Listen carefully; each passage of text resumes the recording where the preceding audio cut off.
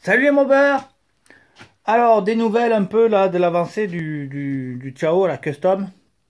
Donc, alors, j'ai tout remonté. J'ai fait un essai avec le nouveau réglage. Et bon, ça s'est un peu amélioré, mais ça le fait encore. Alors, deux trucs. Déjà, là, je viens de discuter avec un pote, là, un vieux de la vieille, là, Didier, hein, qui a le 103. En fait, le 103, il a Didier. Bon, c'est un vieux de la vieille, hein.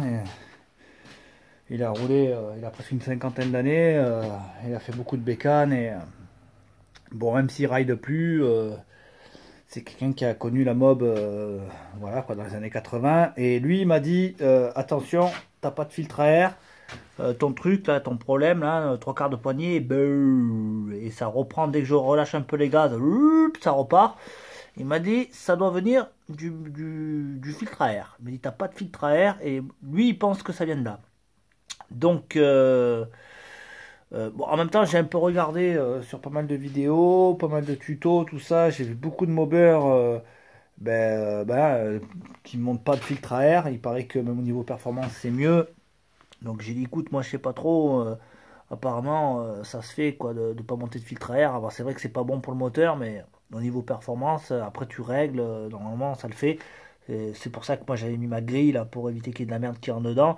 Mais lui il m'a dit mais écoute, mets un filtre à air, tu verras, tu auras plus de problème. Donc je sais pas trop comment tenir parce qu'en plus, vous imaginez bien que voilà quoi, hein, là il y a 5 mm pour mettre un filtre à air ici. Bon, rien n'est impossible, hein, mais ça va être compliqué. Enfin bref, pour l'instant, je vais me rendre compte d'un truc, hein, truc que je savais d'ailleurs. Et j'ai fait un peu l'impasse hein, parce que j'ai fait un peu le flemmard. J'étais en réserve. J'étais en réserve parce que là, ben, j'ai fait le plein. J'ai fait deux pleins depuis que j'ai monté le moteur Polini. Et bon, ben, j'ai fait deux pleins, mais en réglage. C'est-à-dire que le cyclo, je roule 5-10 minutes avec et je rentre à l'atelier. C'est que du réglage. Donc je fais pas forcément gaffe. Et c'est vrai que j'ai tombé mes deux pleins. Là, j'étais en réserve et je me suis amusé un peu à regarder mon filtre.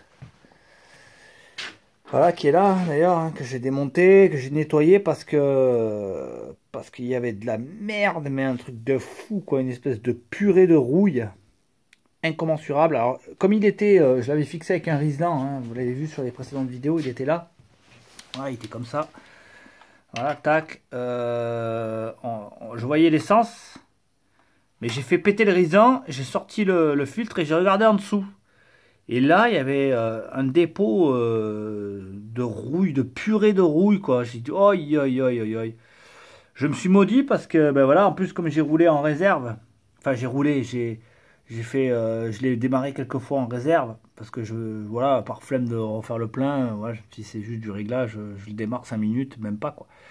Mais en fait, je me suis rendu compte d'un truc, c'est que lui, ben, lui, il était complètement pourri et ça m'étonne pas parce que en fait, j'avais pour projet de nettoyer le réservoir et je ne l'ai jamais fait. Et là, ben, je crois que ben, là, un nettoyage de réservoir s'impose.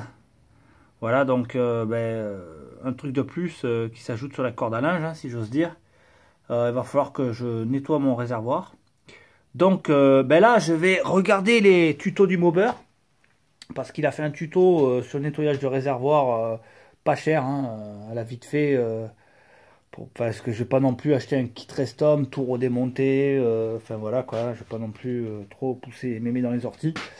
Ce que j'ai envie c'est quand même d'essayer voir, voilà quoi. Donc là c'est vrai que je peux pas continuer à remettre de l'essence là-dedans, s'il y a trop de merde dans le réservoir, faut que je le fasse une bonne fois pour toutes. Mais là je vais faire je vais le dégrossir. Donc je vais utiliser la méthode du Mobber, hein, qui est une méthode qui est bien connu. Hein. C'est vrai que son tuto est bien là-dessus, il explique bien comment faire. Donc je vais le faire. Là j'ai un Karcher. Je vais acheter 2 litres de coca, enfin peut-être plus, 3 litres de coca et le faire au coca.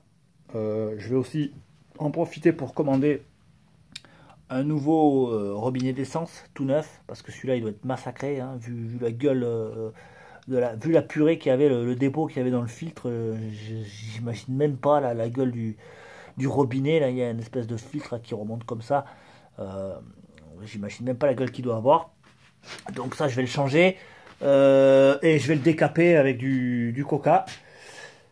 Je pense que ça sera toujours mieux que foutre de l'essence là-dedans. Alors c'est vrai que tant que je laissais le réservoir aux trois quarts plein, c'est vrai que quand je roulais avec, avant que j'attaque le custom avec, il était tout d'origine, je roulais avec. Hein, je vais acheter le pain, je vais faire les courses et tout. Donc voilà, ça m'arrivait même de faire 10-20 bornes avec. Je faisais toujours attention à jamais arriver en réserve. Mais là, c'est vrai que j'ai pas trop fait gaffe. Voilà quoi, j'avais pas le bidon d'essence ici dans le camion. Donc du coup, voilà quoi, je me suis dit, allez, c'est du réglage, rien à branler, je fous la réserve, je démarre quoi. Et en fait, j'ai roulé comme un con en réserve avec un maximum de merde qui a dû passer dans le moteur, évidemment. Donc pour ce faire, en plus comme avec cette histoire de filtre à air, il va peut-être falloir que je vais essayer de caser un filtre à air là-dedans. Alors je dis bien que je vais essayer, mais je pense pouvoir y arriver. J'ai bien réfléchi avec Didier, on a bien réfléchi à la question, je pense pouvoir y arriver. Donc je vais retomber tout le moteur de manière à pouvoir bien nettoyer le réservoir. Hein, parce que peut-être qu'il va falloir que je le retourne et tout. Parce que là, pour faire sortir de la merde d'ici, s'il y a du dépôt, hein, des plaques de rouille et tout, là c'est minuscule, ça sortira jamais par là. Donc je vais essayer de le retourner et de faire sortir par là. Donc il va falloir que je le suspende et que je le retourne. Alors avec le moteur en prime dessus, qui est quand même assez lourd, hein, on va dire que le moteur il doit faire allez bien presque un quart du poids du cyclo. Si je peux l'enlever, peut-être même enlever les jantes aussi, hein, laisser que voilà tout ce qui est chiant à enlever. Hein, je vais tomber le moteur, peut-être les jantes, laisser le reste de manière à ce que je puisse le retourner et bien nettoyer le réservoir. Et ensuite remonter tout, caser le filtre si j'y arrive, hein, parce que ça c'est pas dit. Bon là j'ai reçu un email, là apparemment j'ai des commandes qui sont arrivées, hein, voilà, donc là je suis rentré direct du chantier, je suis à l'atelier, mais là apparemment j'ai reçu un mail de Chronopost et de Colissimo, là j'ai des colis qui sont arrivés, donc des nouvelles pièces là qui vont arriver, hein, la tomate arrière et le renfort de fourche. Donc là à chaque fois je retarde le truc parce que là encore une fois, je le savais, hein, je savais que sur une mob comme ça qui a 35 ans, voilà quoi, j'aurais dû faire le réservoir en priorité quoi. Ça c'est des trucs que voilà, on fait l'impasse sur certains trucs et après tu te retrouves dans la merde quoi, parce que si je l'avais fait d'office, quand j'avais foutu le cadre quasiment à poil, ça aurait été un jeu d'enfant. Là, je suis obligé de tout me redémonter quoi. Donc n'hésitez pas à faire les choses euh, comme dans une procédure quoi. Il y a une procédure, paf, on a un projet et on fait les choses pas à pas quoi. Et ne faites pas l'impasse sur certains trucs parce qu'après tu te retrouves dans la merde quoi. Voilà, obligé de tout redémonter comme un con alors que voilà, j'aurais pu le faire quand il était à poil, ça aurait été un jeu d'enfant. Là bon, c'est vrai que bon, je vais quand même comme je l'ai expliqué, tomber le moteur et les jantes parce que ça sera quand même plus simple, mais ça aurait été encore plus simple si je l'avais fait dès le départ quoi. Voilà, donc il faut vraiment prendre les choses avec patience et le faire bien quoi, d'emblée quoi, parce qu'après tu te retrouves comme un con et dans la merde quoi. Donc voilà, au programme maintenant, nettoyage du réservoir. Voilà, donc je vais utiliser la méthode du mobber. Je ferai peut-être une petite vidéo pour vous montrer ce que ça donne. Une fois terminé, hein, on verra la couleur de l'essence dans le filtre, voir s'il n'y a plus de dépôt, tout ça. Bon, en plus, le fait de tomber le moteur, je ferai un gros nettoyage carbu. Parce que vu ce qu'il y avait dans le filtre, à mon avis, il y a de la merde qui a dû passer dans le carbu, c'est sûr. Bon, après, d'où l'utilité d'avoir des filtres, hein, voilà. Parce que... et je vous raconte même pas si j'avais branché tout ça en direct, ce qu'il y avait là-dedans. Bon là je l'ai nettoyé, mais ça faisait vraiment peur, quoi. Vraiment, vraiment, vraiment peur. Donc si ça retrouve mon problème de coupure, bon ça m'étonnerait. Parce que sinon il n'y aurait pas de raison, il démarrait pas. Hein, si y avait trop de merde dans l'essence, il couperait pas au trois quarts de poignée, quoi. Enfin, c'est ce que je me dis par déduction, mais... Bon, après, d'après Didier, c'est un problème de filtre à air. Lui, il m'a dit, filtre à air, t'as pas de filtre à air, déjà, c'est pas bon pour ton moteur. Ça, il a raison, c'est clair. Mais en plus, lui, d'après lui, ça fausse tout le réglage moteur. Et Lui, il a eu le cas justement avec un Peugeot, un scooter en 125. Il m'a dit, j'ai roulé sans filtre et ça faisait exactement la même chose, hein. J'arrivais 3/4 de poignée, j'envoyais les gaz, poignée, j'essorais la poignée, beuh. Et dès qu'il relâchait les gaz, ça repartait. Comme par hasard, c'est exactement la même chose que j'ai. Et c'est vrai que ça me fait ça depuis que j'ai monté le PHBG. Mais d'un autre côté, c'est vrai que depuis que j'ai monté le PHBG, ben, j'ai pas de filtre. Parce que, voilà, comme je vous ai expliqué, hein, pour foutre un filtre là-dessus, bon, j'ai pas trop cherché à comprendre. Je me dis, rien à branler, je le monte pas.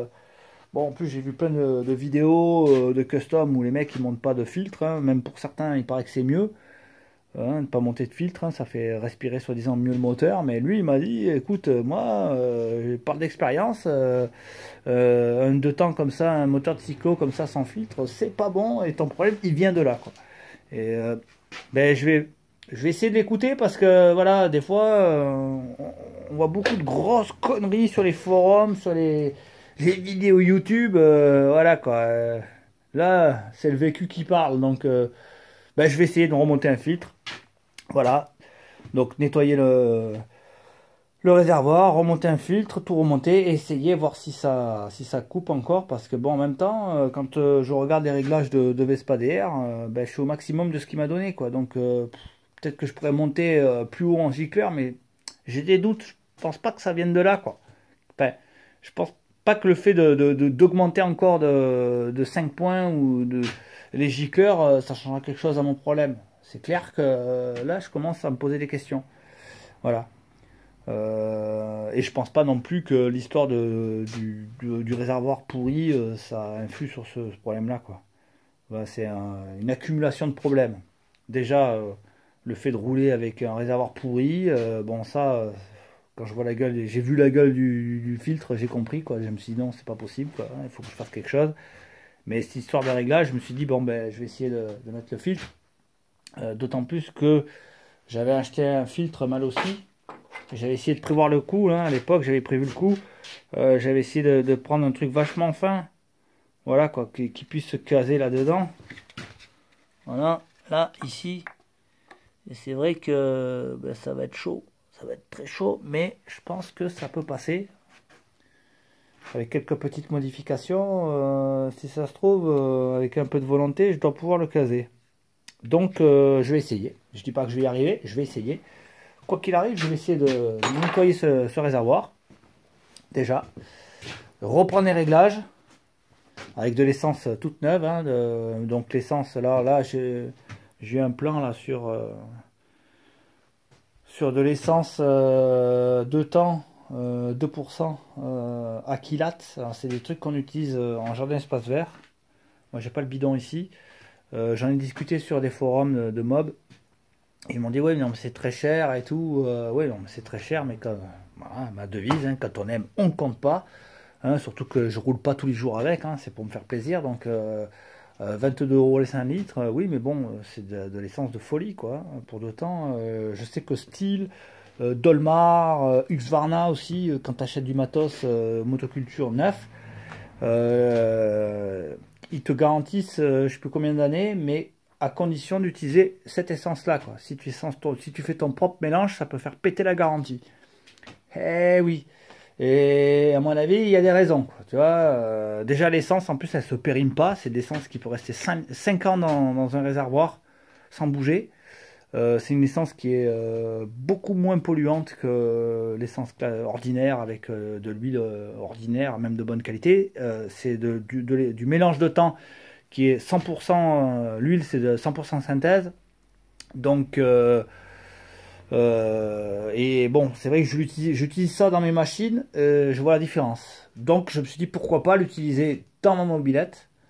D'autant plus que j'ai discuté avec mon revendeur là, de motoculture, Georges, qui m'a dit mais n'hésite pas, quoi. Si tu aimes vraiment ta mob, que tu veux vraiment le best, quoi, ben vas-y, quoi, prends-moi un bidon, fais un plein et tu verras la différence, quoi. Donc ben, je vais utiliser cette essence là, nettoyer le réservoir, refaire un essai, essayer de caser le filtre. Bon, si j'arrive pas, tant pis, hein, parce que là Didier carrément me dit ouais, tu fais une admission latérale et tout, tu mets ton filtre là et tout. Oui mais bon, ouais, parce que j'ai envie, hein, je voulais voilà, je voulais pas un truc aussi de l'espace. Hein. Je vais pas me balader dans la rue avec Spoutnik, hein, le gros carbu qui sort là, avec le cornet là. Enfin, oui, j'ai pas envie. Donc, ben, si j'arrive vraiment pas à le caser, on va dire que quand j'ai essayé de le caser, j'ai pas trop cherché à comprendre quoi. Hein. J'ai vu que ça me posait souci. Je me suis dit bon, rien à branler, je monte pas. Bon après, j'ai pas insisté, donc peut-être que je peux arriver à le caser. Donc je vais essayer. Mais si j'arrive pas, j'arrive pas. Hein, voilà, on essaiera de faire ça. Donc voilà, ben là, bon, je vais peut-être monter aussi le renfort de fourche, hein, parce que ça mange pas de pain. Hein, il y a 4 boulons, hein, voilà, ils sont là. Les tétons, ils sont là, les écrous, là, tac, hop, tchac, je monte ça, il y en a pour 10 secondes. Pareil, le feu arrière, hein, j'ai le fil qui est là, hop, je le fais passer dans le garde-boue, je remonte ici, tac, tac, et hop, je mets ma tomate ici. Et on n'en parle plus, mais là, ben, là, voilà, je vais devoir faire mon réservoir. Donc ben je vous tiendrai au jus pour savoir un peu la suite des choses.